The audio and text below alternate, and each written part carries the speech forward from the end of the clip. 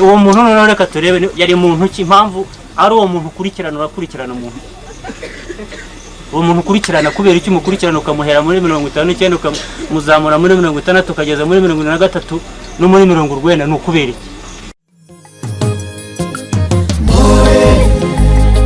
Mbere Rwanda abana bawe bahabereye intwari Mbere Rwanda abana bawe bahabereye intwari birushaho gukomera kubivuga iyo uzi ko ababikoze ari abanyarwanda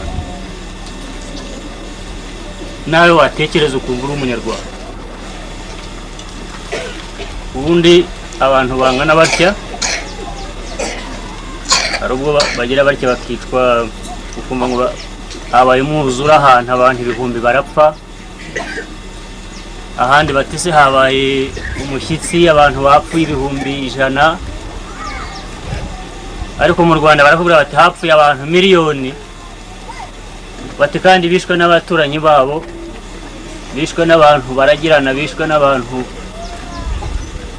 nta kuntu igihugu abantu burya nicyo kibatandukanya n'inyamaswa zindi abantu kibatandukanya n'izindi nyamaswa nuko babongo bagira ubwenge baratekereza abantu umusozi wose ufata amacumu ufata imihoro ugende wice impinja wice umuntu utazi no kwandika utazi na politiki utari n'umutegetsi wifitiye inka ye uragira undi yibereye mu nzu arahinga gusa atunzwe n'isuka ugende umuteme porobole nta nubwo noneho aho ibyo mu Rwanda bibereye ibindi nuko atari ukwica gusa ariko noneho n'ukuntu bica umuntu afate umuntu namara no kumutema amwicare hejuru amukandagireyo ejo azongera asubire no kumuramba wice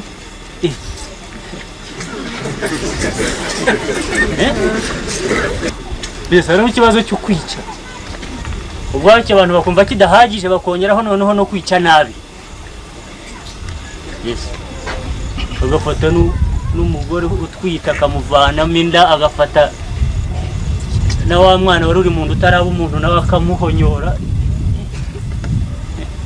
nkuko turaha twese ntabwo dukomoka mu miryango imwe bamwe ntitunaziranye twahuriye aha ngaha umwe uko atekereza sikundi atekereza akiriho n'iby'amapariti imwe yakubwiraga ko ari muri pariti imwe ni mu yindi ndatindi mu yindi ariko ibyo se bituma batabana bituma batakutirana ngo baganire bituma batabana mu gihugu kimwe abantu iyo badakomoka mu muryango umwe badafite ubwoko bumwe badafite idini imwe badafite ibitekerezo bimwe ntibivuze ko bakwiriye kwicana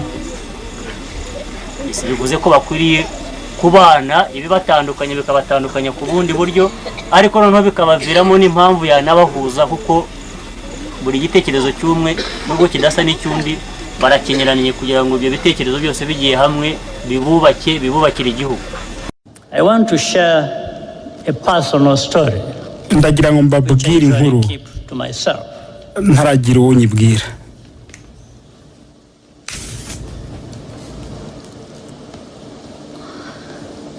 My cousin,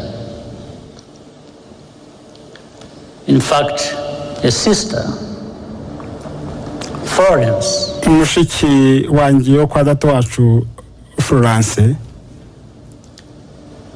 worked for the United Nations Development Program in Rwanda for more than 15 years. Yamaze imyaka irenga 15 akorera UNDP mu Rwanda. Genocide imaze gutangira yaheze mu nzu ye hafi y'ikigo cya gisirikare cya Kigali hamwe n'umwisengeneza we n'abandi bana n'abaturanyi bose bagera kuri 12. The telephone in Francis' house, telefone yo mu nzu ye yari igikora. Namuhamagaraga kenshi kuri satellite telefone yanjye. Uko twavuganaga niko yarushagaho kwiheba. Ariko ingabo zacu ntabwo zashoboraga kugera muri ako gace. Ubwo komando y'ingabo za Loni zo kubungabunga amahoro General Dore yaje kundeba ku Murindi, namusabye gutabara Florence. Yambwiye ko azagerageza. The last time I talked to her, inshuro ya nyuma navuganye nawe, I asked her if anyone had come. Namubajije niba hari umuntu wamugezeho. And started crying. Yambwiye ko ntawe, atangira kurira. Then she said, hanyuma arambwira ati, Paul, you should stop trying to save us. Reka gukomeza gushaka kudukiza. We don't want to live. Nta nubwo tugishaka kubaho.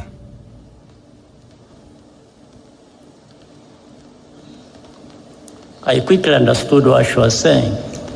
Ahise numva ibyo ashaka kuvuga. And she hung up.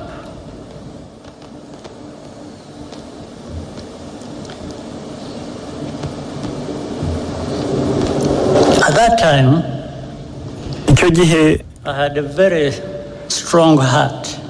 Nari mfite umutima ukomeye. But it weakened a bit. Ariko byanciye intege gake. Because I understood kuko numvise what she was trying to tell me. Icyo yageragezaga kumbwira. On the morning of May 16th, mu gitondo cyo kwa 16 Gicurasi, following a month of torture, nyuma y'ukwezi kw'iyicwa rubozo, they were all killed. Bose barabishe. Uretse one niece, umwisengereza umwe, and thanks to washoboye gucika. It later emerged that a Rwandan working at byaje kugaragara ko umunyarwanda wakoraga muri DP yagambaniye bagenzi be b'abatutsi, abwira bicanyi. Witnesses abatangabuhamya remember him celebrating Florence's murder the night after the attack. Bibuka ko ijoro ryakurikiye icyo gitero yishimiye ko France yishwe. Yakomeje imirimo ye muri UN imyaka myinshi. Nubwo ibimenyetso bimushinja byagaragaye, arakidegembya. Bakaba mu Bufaransa.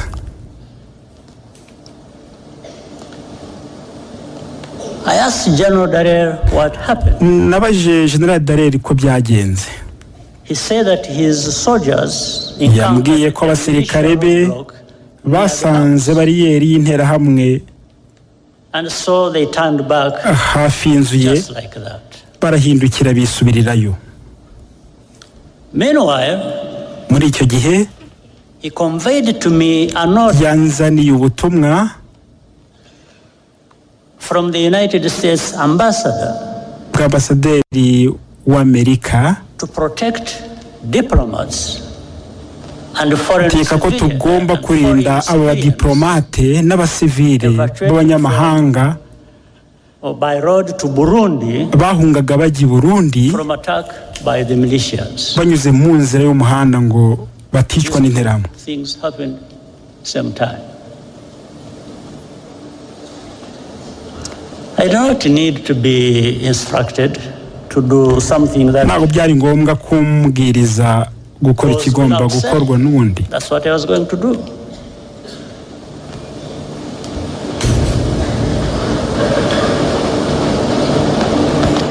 But militias ran away,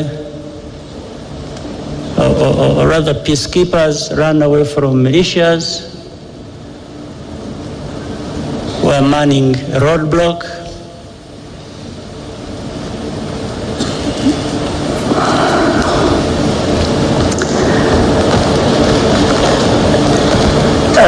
I do not blame General Dore. Ntabwo narenganya General Dore. Ni umuntu mwiza wakoze ibyo yashoboraga gukora mu bihe bibi cyane,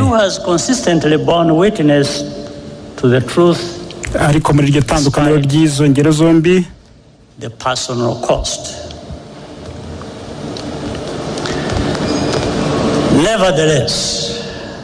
nabonye agaciro guhabwa ubuzima bw'abantu batandukanye. The two cases, I took note of the value that is attached to different shades of life. In 1994,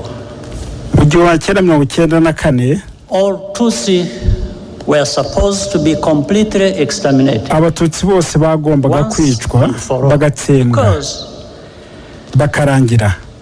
The killings that had forced me and hundreds of thousands of others into exile 3 decades before had not been sufficiently thorough. Kuko mu bwicanyi bwabaye imyaka 30 mbere ya jenoside bwatumye ingena magana y'ibihumbi by'abandi tubimpunzi butakoze uko byari bikwiye. Niyo mpamvu ni impinja zishwe ngo batazakura bakaba ingabo. Rwandans will never Abanyarwanda ntabwo bazigera bumva impamvu igihugu icyo ari cyo cyose about who was targeted in the genocide. Cyakomeza kwanga kumva nkana abo jenoside yari yibasiye. Such ambiguity mu by'ukuri uko kudasobanura neza nabyo ni uburyo bwo guhakana jenoside kikaba ubwacyo ari icyaha u Rwanda ruzahora ruhanganye nacyo. When the genocidal forces fled to Zaire, now ingabo z'abajenosideri zihungiye muri Zaire witwa Repubulika ya Demokarasi ya Kongo muri Nyakanga 1994 bafashijwe n'amahanga yarabashyigikiye barahiye ko bazagaruka kurangiza jenoside. Bagabye ibitero by'iterabwoba mu Rwanda mu myaka 5 yakurikiye bibasira abarokotse jenoside n'abandi banyarwanda banze guhungana nabo bitwara ubuzima bw'ibihumbi by'abantu. The remnants of those forces are still in Eastern. Bamwe muri abo barwanya ibiterabwoba baracyari mu burasirazuba bwa Kongo aho bashyigikiwe na leta in full view of the United Nations. Ngabo za Loni zo kurinda amahoro zibireba. Their objectives intego zabo ntabwo zahindutse. And the only reason this group kandi impamvu akagatsiko today known as FDLR kitwa FDLR has not been disbanded kataraseswa is because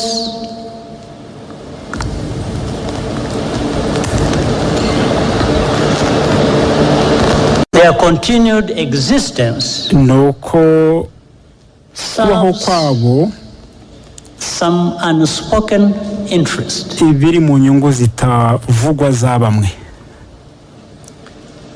As a result, ikivamo ni uko amagana y'ibihumbi by'impunzi z'abanyekongo b'abatutsi baba hano mu Rwanda no mu bindi bihugu bibagiranye, hakaba nta gahunda ihari yo kubacyura mu mahoro. Have we really learned? Se hari amasomo twize koko?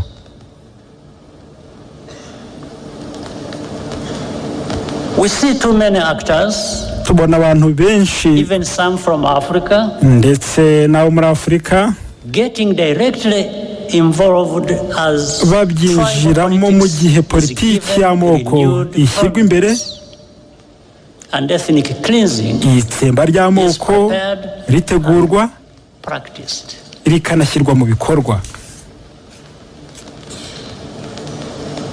What has happened to us? Ni iki cyatubayeho? Is this the Africa we want to live in? Iyi ni Afurika dushaka kubamo? Is this the kind of world we want? Iyi niyo si twifuza? Rwanda's tragedy is a warning.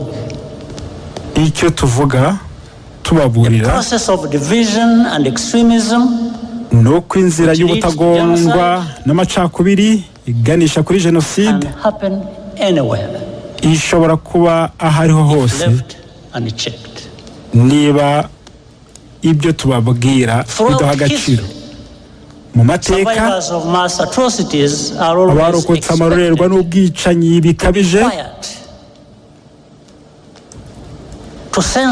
bahora batezweho guceceka, gucunga ibyo bavuga, bitabaye ibyo bagasibanganywa ndetse bakaregwa kwikururira ibyago bibabaho. Ubuhamya bwabo ni ikimenyetso cy'ubufatanyacyaha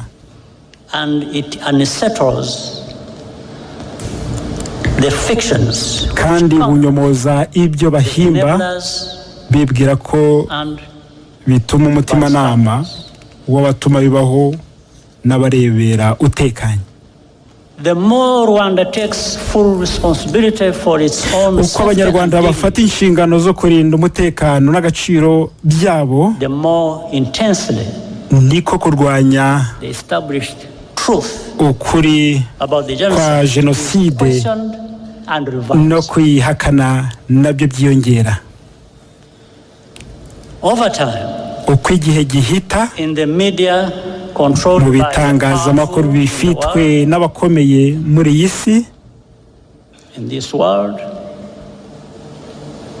victims are rebranded as villains, abahohotewe bagahindurwa abagome, and even this very moment ndetse no muri uyu mwanya wo kwibuka as a mere political, ntibawuha agaciro ahubwo bakavuga ko ari amayeri ya politiki gusa. It is not. Ntabwo ari byo. It never has been. Ntabwo byigeze bibaho. Our reaction to such a hypocrisy kuri twe ni ukuyobya uburari kandi si byo kwihanganirwa.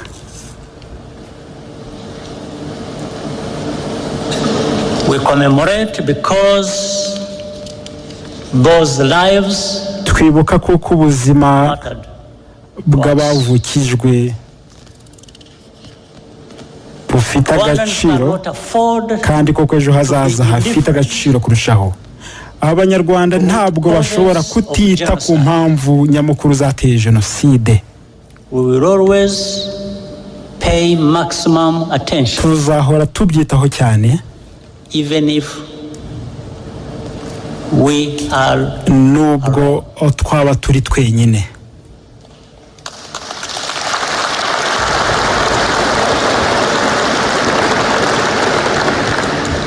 But what we are seeking, ariko icyo dushaka, is solidarity n'ubufatanye and partnership to recognize and confront no kumenya these threats no guhangana n'ibibazo hamwe.